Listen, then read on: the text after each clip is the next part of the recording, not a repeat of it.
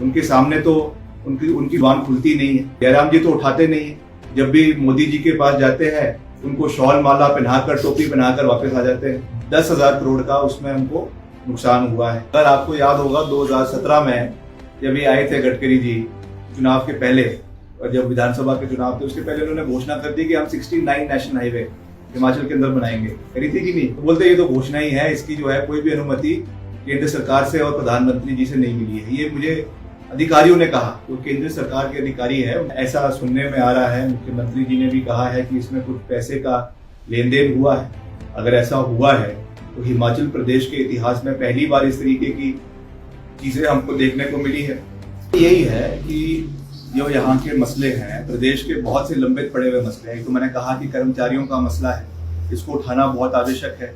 प्रदेश के ओपीएस को जो हमने 9,000 करोड़ रुपए केंद्र में फंसा हुआ है, ऊपर से हमारे एनएच, अभी तो मैं पीडब्ल्यूडी मिनिस्टर के रूप से हम लगे हुए हैं, मगर आपको याद होगा 2017 में जब ये आए थे गडकरी जी चुनाव के पहले, और जब विधानसभा के चुनाव थे उसके पहले उन्होंने घोषणा कर दी कि हम 69 नेशनल हाईवे हिमाचल के अंदर बनाएंगे। करी थी कि नहीं? आप लोगों को पता होगा। तो जब मैं मंत्री बनकर दिल्ली गया और मैंने वहां पे पूछा उनसे कि भैया क्या हुआ इसका, तो बोलते ये तो घोषणा ही है, इसकी जो है कोई भी अनुमति केंद्र सरकार से और प्रधानमंत्री जी से नहीं मिली है। ये मुझे अधिकारियों ने कहा, जो केंद्र सरकार के अधिकारी है उनसे मैं मिला, उन्होंने मुझे ये कहा। तो ऐसे बहुत से मसले हैं, हमारे बिजली के मसले हैं, हमारे कर्मचारियों के मसले हैं, सड़कों के मसले हैं, इंफ्रास्ट्रक्चर के मसले हैं। तो जब आपके लोकसभा के अंदर जाएंगे तो इन सब मसलों को उठाएंगे, और ऐसा नहीं है कि केवल मंडी संसदीय क्षेत्र की ही आवाज को उठाएंगे, पूरे हिमाचल की आवाज को वहां पर हम पूरी मजबूती से उठाएंगे। और जो भी यहाँ के लंबित पड़े हुए मसले हैं, हमारी हक की लड़ाई है। हमारा जो रेवेन्यू डेफिशिएंट ग्रांट है हर राज्य को मिलता है। एक समय में ये 12,000 करोड़ रुपए प्रति साल हिमाचल को ये पैसा मिलता था। आज वो रेवेन्यू डेफिशिएंट ग्रांट मात्र हमारी 2,000 करोड़ रुपए रह गई है।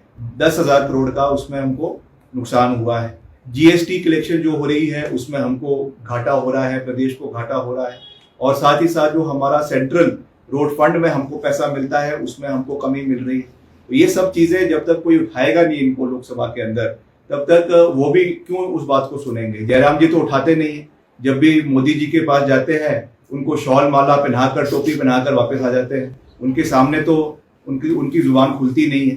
तो किसी को तो हिमाचल का आईना जो है वो दिल्ली में जाके दिखाना पड़ेगा कि भैया ये परिस्थिति है आपकी धरातल की, आप यहाँ की आवाज को सुनिए और उसके ऊपर कार्य करिए। केवल यहाँ पर आकर सेब पूरी खाकर जो है वो काम नहीं चलने वाला है। ये मैं कहना चाहता हूँ। सर एक बात और, प्रदेश में भी जो है एक दो महीने में जो पॉलिटिकल ड्रामा हुआ है कि जो कुछ बागी भी हुए हैं कांग्रेस से, और उप मुख्यमंत्री अग्निहोत्री जी ने उस पर बयान दिया है ऑपरेशन लोटस फेल हो चुका है। तो इस पर क्या कहना चाहिए? बिल्कुल फेल हो चुका है, बिल्कुल फेल हो चुका है। और जो भी विधायक यहाँ से गए हैं ये दुर्भाग्यपूर्ण है। और इसमें ऐसा सुनने में आ रहा है, मुख्यमंत्री जी ने भी कहा है कि इसमें कुछ पैसे का लेन देन हुआ है।